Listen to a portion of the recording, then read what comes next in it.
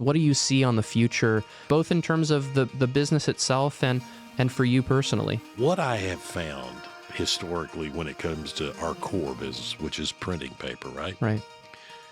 Is that when one door shuts, another one seems to open.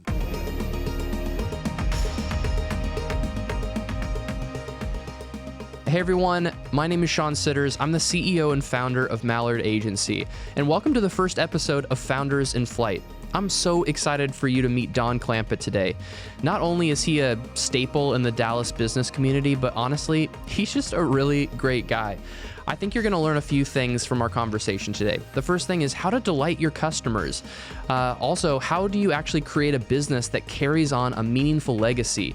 And then 3, how do you actually face those challenges and actually sustain through them as an entrepreneur?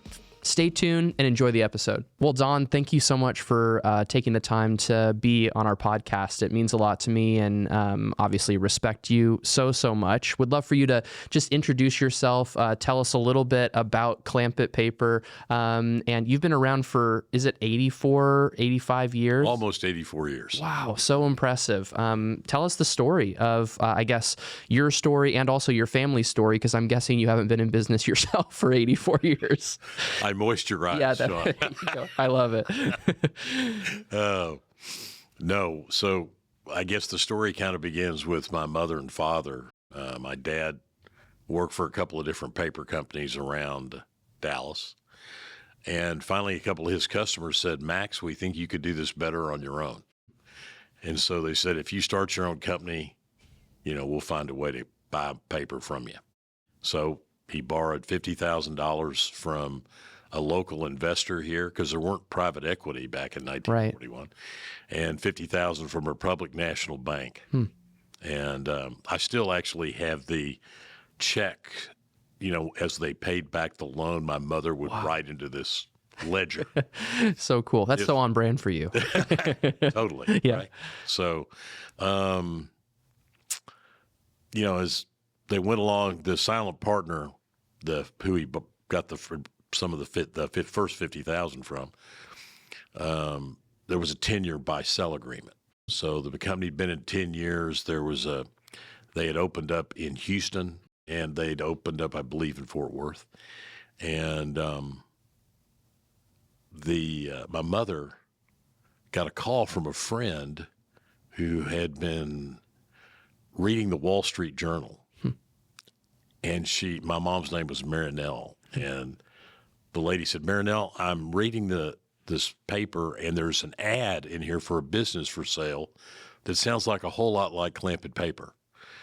And so she, they didn't have cell phones, right? So they had to, the lady drives over, gives mom the newspaper. My mom calls my father at the offices, "Max, you need to come see this." So he drives home, gets the newspaper, and sure enough, his silent partner had trying to sell his share of the company out from underneath my father. Oh my goodness. And so, not knowing all the details behind it, now I'm going to fast forward. I had to give a speech to the Dallas Historical Society about the Clampitt Paper Company history. Well, I realized the last 40-something years, 46, 47, I'm pretty good with. The first 40, a little shy. So I got my dad's secretary, and then I went to my dad's right-hand guy named George Nelly. And George is very hard of hearing, but still very together, very aware. And I said, "George, you remember when this happened? What was it like for the employees at Clampitt who'd been there 10 years and worked with my dad?" And how many employees was it at that time? I think they had maybe in Dallas probably 15, okay, 10 to 15.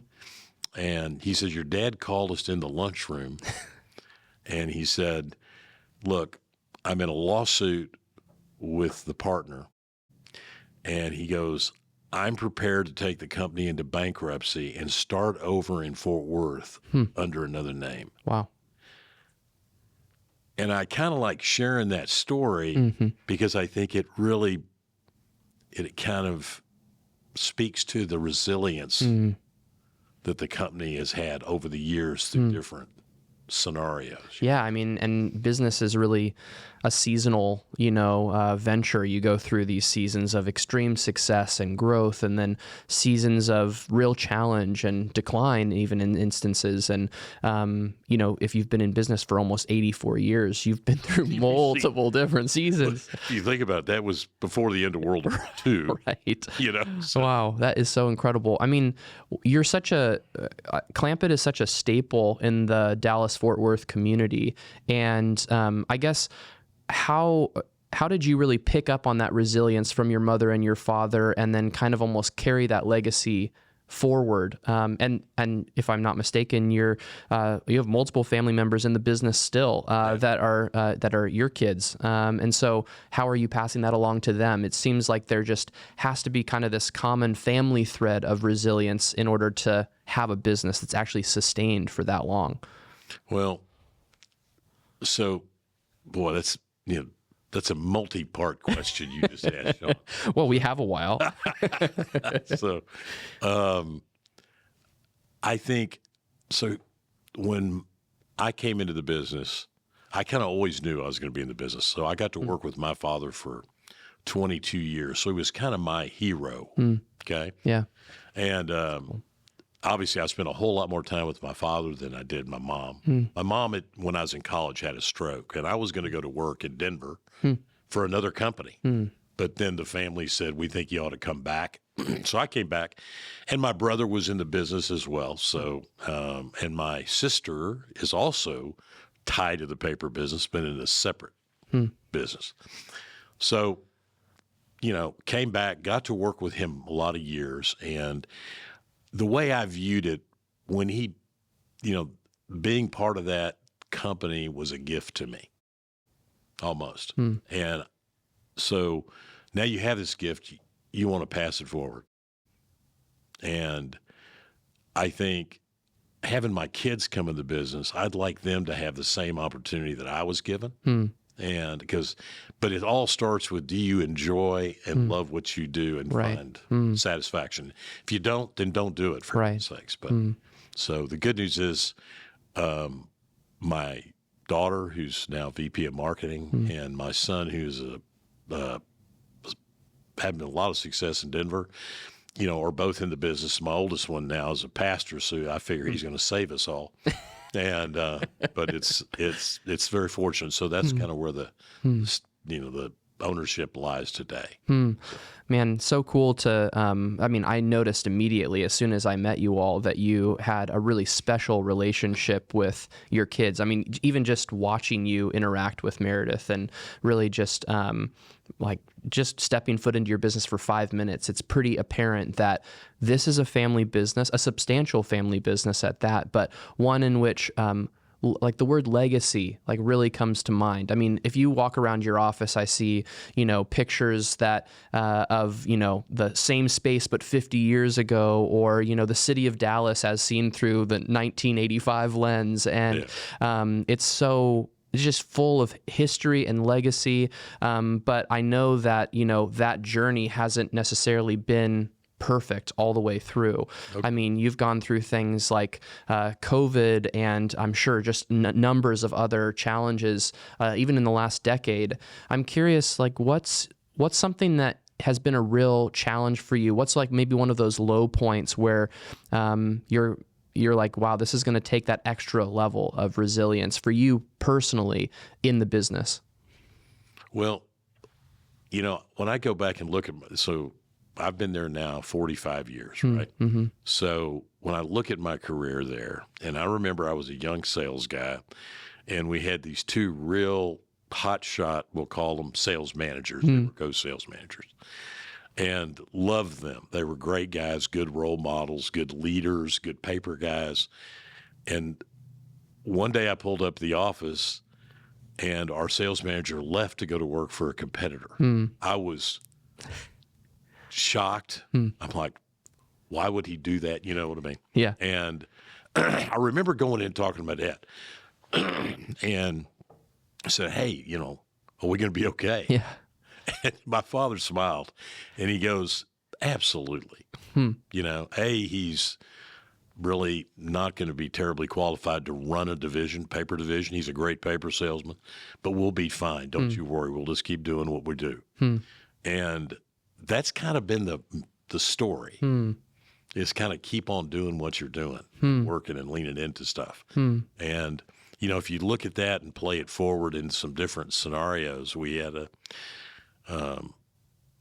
unfortunately had an incident at our company back in 2000 where a guy actually died on our property.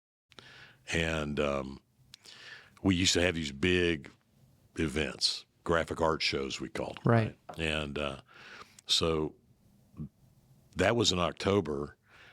And I'm kind of freaked out about it, frankly. And again, my father was still alive, and we had these offices. We share these windows. And Dallas Morning News and one radio station or TV station was in the lobby, wanted an interview. And I looked at my father and I said, "Hey, what are you thinking about all this?" My dad pushed back from his desk, looked up, and he goes, "Don, a good company needs a crisis about every 10 years to test its resilience." Wow. And I'm like, okay, gotcha. Wow. So he passed away in January. So if you think about us this would have been 2001. So he passed away. So now you got estate taxes, right? So yeah. you got estate issues coupled with a lawsuit, wrongful death lawsuit. Wow. And so when I started as CEO, that was some of the challenges within the first 18 months. Besides trying to Man, oh man. sell paper. Well, right? geez, I mean, that just puts everything into perspective. I mean, everybody has, if you're an entrepreneur, you know that you're going to, I mean, if you don't know, just a quick warning to anybody, that you're going to experience some challenges some stuff. It comes with the territory, right? But, in the midst of those things, what a helpful perspective to be able to look back and kind of have that seasonality perspective of this is a season of challenge, and it is just almost a prerequisite for being in business for yourself. And you have to learn and also develop that support system around you to be able to actually navigate that successfully, and then be able to come out on the other side of it having, dealt with it and treated people fairly in the process, and be able to make your business better at the end of the day.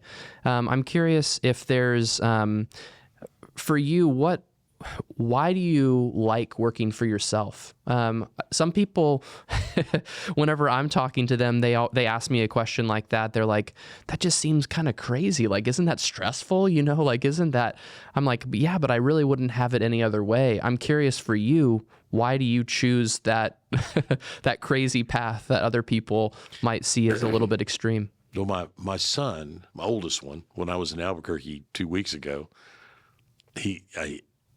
we have just purchased an envelope manufacturing firm up in Broomfield, Colorado. Okay.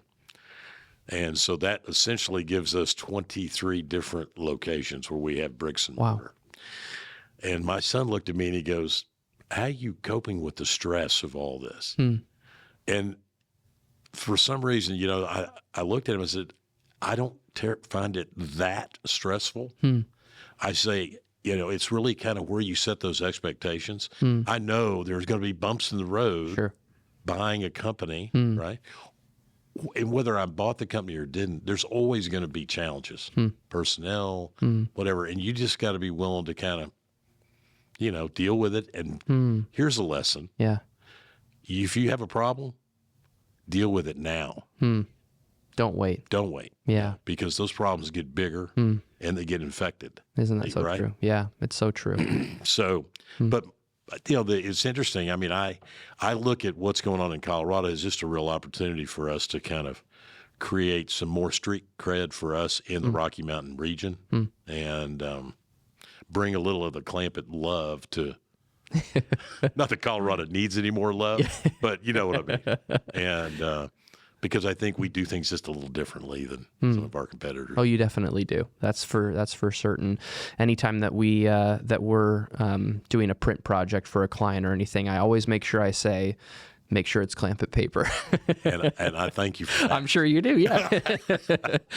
But I honestly can't help but buy into what you've created and what your family's created. I mean that genuinely, by the way, that the experience of, and the way that we got acquainted, just a story from my side, is one of my employees had been introduced to Clampitt in their college journey here in DFW. And I posed the question to my team early on in my business of, if we were going to go on a field trip somewhere locally to learn something that has some adjacent parallels to our business that might be interesting for us to spend 2 or 3 hours, where would you want to go? Instantly, Clampitt. And for me, that was so, well, one, I was like, perfect. I don't have to think about it anymore. But we contacted your team, quickly got a response, and I think we had a tour on the calendar maybe the next week, and we got a thorough view. You really, one thing I really respect is that no matter who comes into the organization and into the building, they get that red carpet treatment. They get the full access.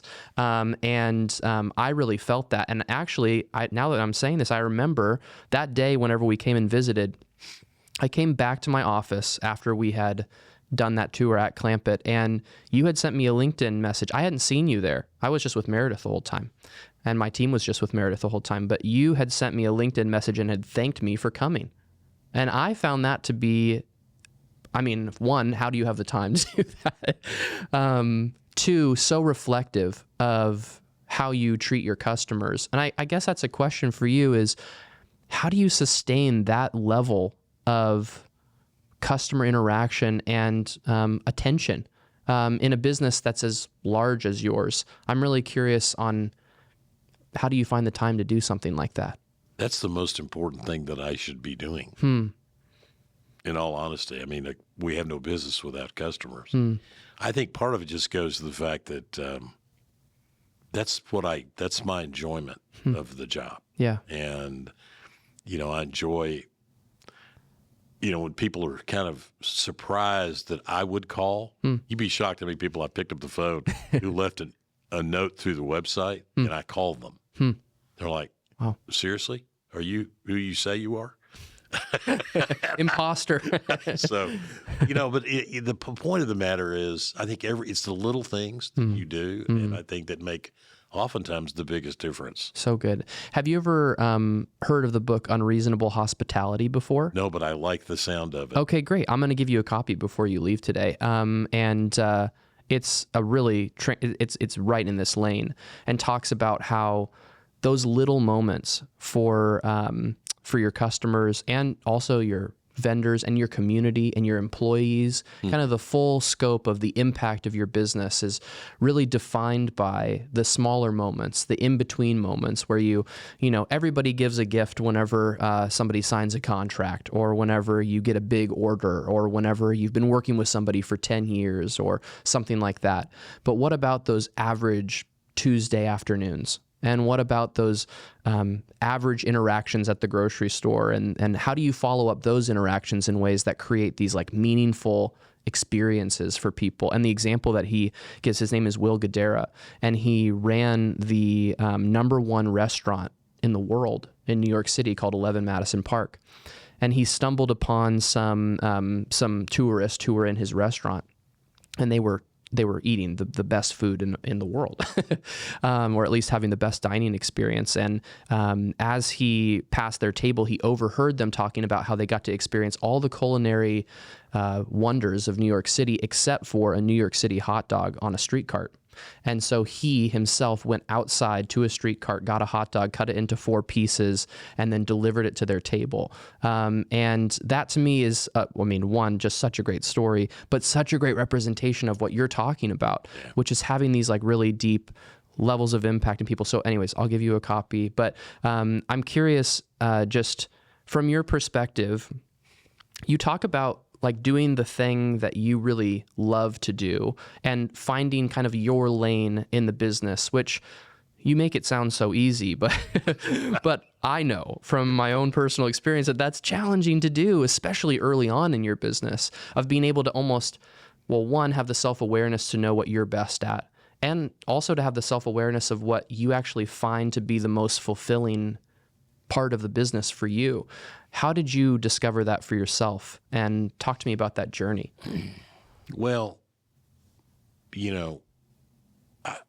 I've grown up in a family, right, that, a very sales-driven family. My father was probably the finest sales guy ever. He sounds like it. Yeah, I mean, but he was more than that. I mean, he was kind of a community leader because, as a matter of fact, I would ask him oftentimes, let me ask, he was chairman of the Republican Party here Wow. in Texas. Wow. Asked to run for governor. My mom said, you run for office and I'll divorce you. Yeah, I mean, he was involved in so many different community activities. And I'm kind of tangenting, but I got all these news clippings from a cousin whose mother had clipped all these clippings. And he was responsible for the regional post office coming to Dallas here. And there was a committee. He was in the civil defense community leader when, remember the Cuban Missile Crisis? Wow. So you start thinking, I'm like, wait a minute, how did he have time to do all that and run a business? And I would ask him those questions, and I never really got a straight answer, but he was always felt committed. He was always as equally committed to the community as he was to selling paper. And I think that kind of, you look at how that fostered our growth since that point in time. And the other thing he did that's so important, and I know you know this, Sean, is surround yourself with better people. So true. And so probably one of the things that I'm most fortunate was, the president of the company was like a surrogate father to me. So sometimes when you can't communicate with your parent, you communicate with the right hand, and he was incredibly good. And so I had some incredible mentorship coming in. And then, but one thing that's always stayed with me is make sure that the people that I have around are top drawer and equally as committed and aligned. So, and another thing about that is if you surround yourself with that wisdom, if you will, you really tend to get great insights on yourself that can really help with your self-awareness. So in thinking about how you understand yourself as a leader and then translate that into crafting your role on the team in order to add the most value, because your time is really valuable to Clampitt. And other people would say, well, is that, reaching out to that random agency owner who stopped by your office on LinkedIn, is that really worth that 5 minutes of your time? Because, and in your mind, you've developed such a understanding that the answer is yes. The answer is so much so yes. But I think a lot of times, just in the midst of the busyness of running a small company, large company, medium-sized company,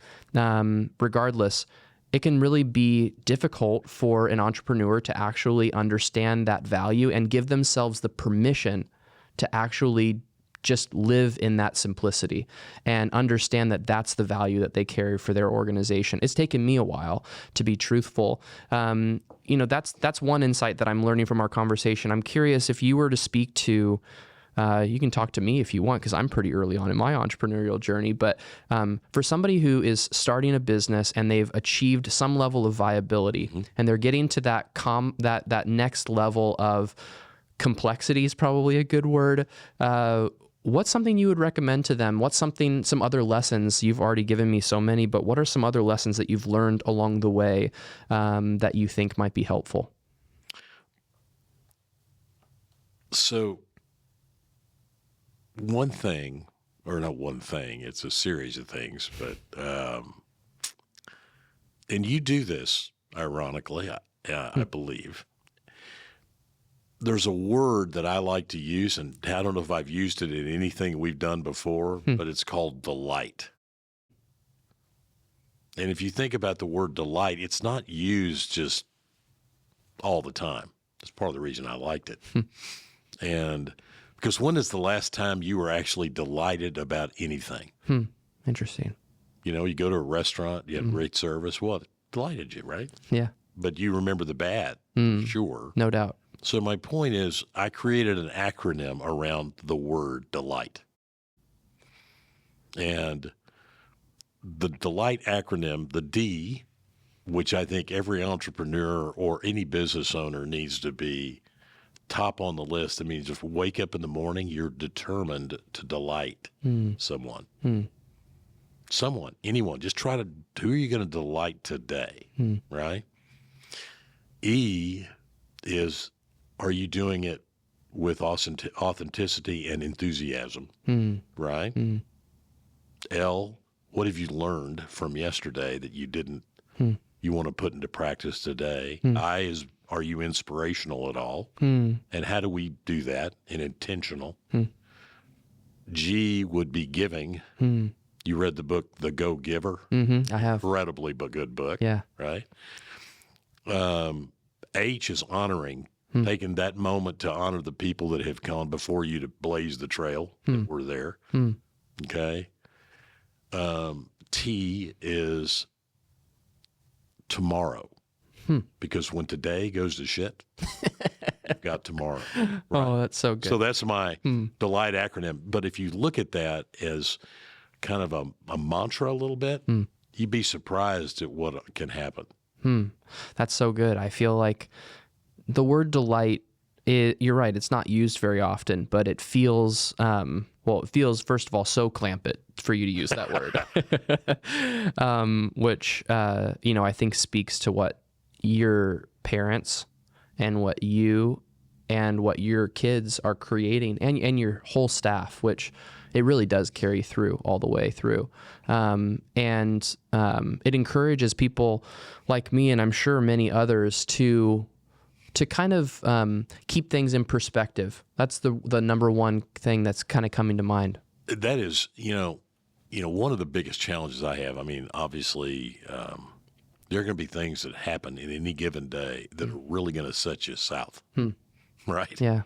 So part of my challenge, this is a Don Clampittism, is I've got to work on, just taking the time to breathe and think about your response, a measured response, right? Sometimes there is a certain time in anybody that kind of goes full tilt in this thing, you find yourself going up and down and up and down and up and down. Yeah. And I think just take time to think about stuff before you just automatically just do something. That's good.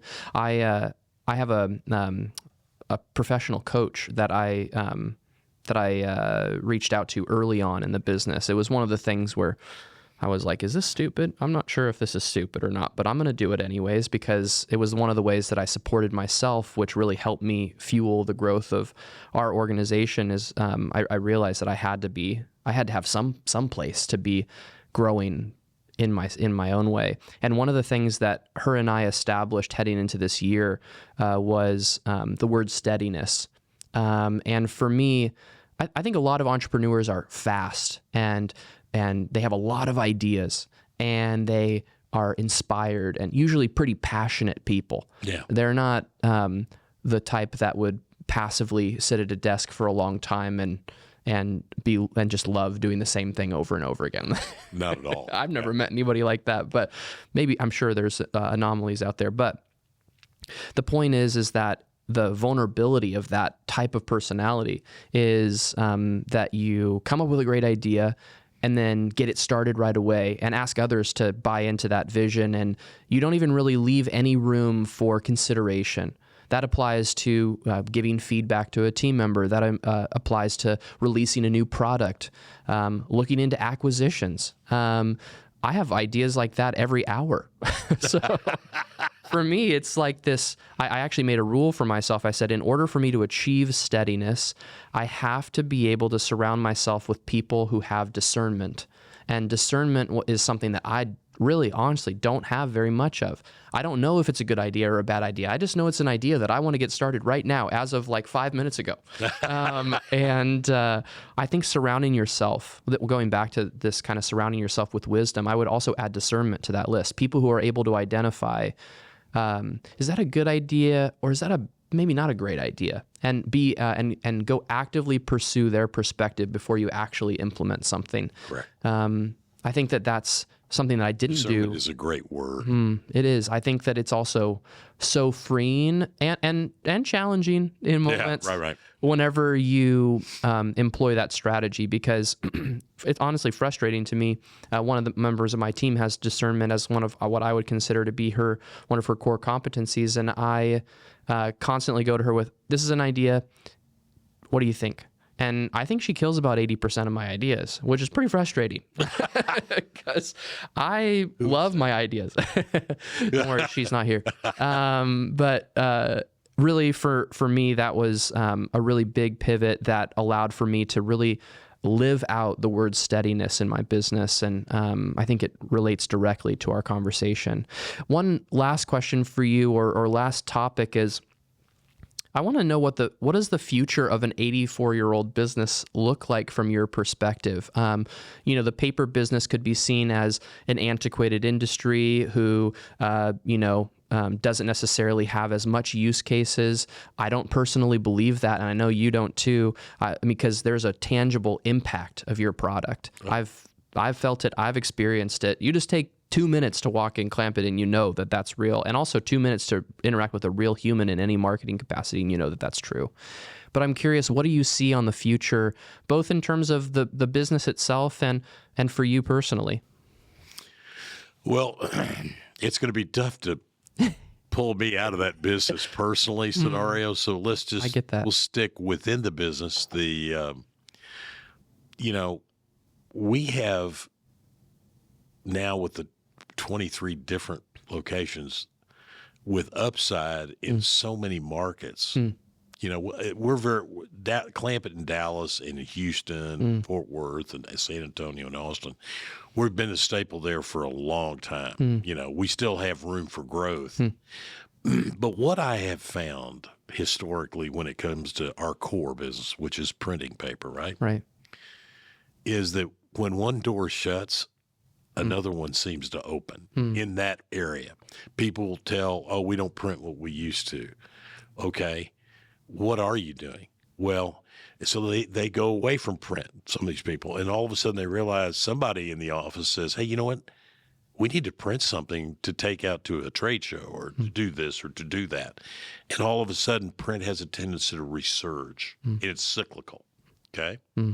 And we're here, part of our job is not just selling paper for Clampitt, but it's to advocate for the entire industry, print, paper, and our community at large. So that is something that I look at as a real I'm not discounting the future of fine paper. Right. Okay. Number two is we're looking at all kinds, we're in signage now in wide format. And, I think it's interesting. No matter how many times you tell a customer, oh, I sell equipment, and they go like, you sell equipment? Well, we've been selling equipment for about 10, 12 years. Yeah. But they think of us as paper. So, what do I see in the future? I could see potentially a branded like Clampitt companies in lieu of just Clampitt paper. So I've got a meeting after this at 2:00 from a manufacturer that makes a compostable food service product, paper food service, because, we're single-use plastic is kind of something verboten now. Yeah. So, we could potentially be in the food service paper industry. We've just in the process of installing a new sheeter, if we can get our electrical scenarios right. Had some challenges. But, I could see us converting stuff that may not necessarily be going into the commercial printing market. So, I mean, in my mind, the opportunities are abundant. It's just kind of which direction. Now, one thing I will tell you, whatever direction you take, and this would be my piece of advice, if you decide to go down that road, you need to be the champion of the deal. Because if it doesn't come from the top, then that sends mixed messages throughout. So we had a decision to make in fine paper where we were going to go when we started to diversify. And, all my fellow peers have gone into packaging. And packaging could be corrugated, bubble wrap, stretch film, any of those things. That just didn't interest me at all. And if I'm sitting at the top of the organization and what we're selling doesn't interest me, that's a bad thing. Right? So that's kind of how we ended up in signage, because you think about the signage, it's still kind of a largely substrate and ink on paper kind of product. Yeah. So it made a natural transition to that area. So whichever way we go, our folks need to be 100% aligned that we're going to be in that vertical. And that really starts with you. It starts with me. I think I don't mean I'm going to carry the ball all the way down the sure, field, but I just mean that that I think I have to be I have to be a cheerleader, champion of the product. Totally. I think that if I can be honest, like one of the struggles for me early on was I felt a little almost guilty for having my vision be the driving force behind my organization. And what I kind of discovered was that was a me problem, and I really needed to be able to understand that my team was really actually wanting that from me. I was just forcing myself to feel like my vision for the company couldn't possibly be the only right way to do it. And truthfully, like my team was craving my passion and my championing of our direction as a company. And it wasn't until I established and I actually, like in private, developed a vision for the company. What are we going to achieve this year? What are we going to achieve 5 years from now? And what are we going to achieve 10 years from now? How are we going to do that? Why are we going to do that? And what is your part to play in that? And until I moved from this like almost like assistant coach to head coach, that switch of I used to be in the fight with my team and listening just as much as I was casting a vision, and I still, pride myself on listening a lot, but I've transitioned into this my role on the team is to be the head coach and to cast a vision for what I see for Mallard. And just like you for Clampitt, I think that one has made me feel so much more, well, it's just more natural for me. Yeah. I've given myself more permission to be me in my organization. And at the end of the day, I did start this company, and people are buying into my vision for what this place is going to be. And the same thing applies to Clampitt. So I've experienced that, but I also know that can be challenging for some people to actually feel permission to go full bore towards what you actually want and to say no to the things that you don't want, even if everyone else is telling you to consider those things. You have to be passionate about it in order for it to be a potential success. That's exactly right. Yeah, it's so good. Don, I just I want to thank you. You already know that I feel this way, but I want you to know that your business has had a profound impact on my business, and you, your daughter, and also your parents, in a sense, have had a real impact on my company. I really appreciate that. You're a part of my story. I'm grateful to even be a very small part of yours in terms of our team has obviously had the pleasure of being able to tell your story through video in a number of different ways. And I got to say, those are some of the most fulfilling projects for not just me, but for my entire team. Everybody loves the Clampitt family first, and then the business really follows after that. And I think that, for you to take the time to share your wisdom with me and also others, I'm very appreciative of it. And I think you should be really proud of what your family has built. Well, I am extremely proud. And I'll also tell you that, when you guys came in and then Meredith approached me with the idea, hey, these folks would like to do a video for us. And I'm like, why? Yeah. And I remember we had a meeting subsequent to that, and you guys came down, and I don't even think I remember that it was the day that it was on. All I know is I was showing up to the office for work, and next thing you know, we're in the middle of this video. And let me tell you what was amazing about it, okay? So I saw the final version, and before it actually got posted out there, and I'm like, we hardly know these people, and they encapsulated our lives as good as anybody ever has. And interestingly enough, I get a phone call from a guy who says, look, I just got to watch your video, and me and Anna are crying. I said, what? He says, yeah, we watched your video on LinkedIn or wherever it was posted. And he goes, who are these people? My point is that you guys are really good at what you do. Thank you. And I think you got great people. It's evident when they're in my building because everybody's got a smile and very gracious and it's very comforting and somewhat for us, knowing that you may be on camera, it's nerve-wracking for a lot of folks. Totally. And I think you guys are real professional at doing that, and the messaging is on point always. So Thank you for that. my point is you're doing a fine job, and all I would do is keep pushing. I think that's so, one, just really, really appreciate that. And two, what taking it full circle, what a delightful conversation. Thanks so much for your time. Hey, thank you. Yeah. Enjoyed it.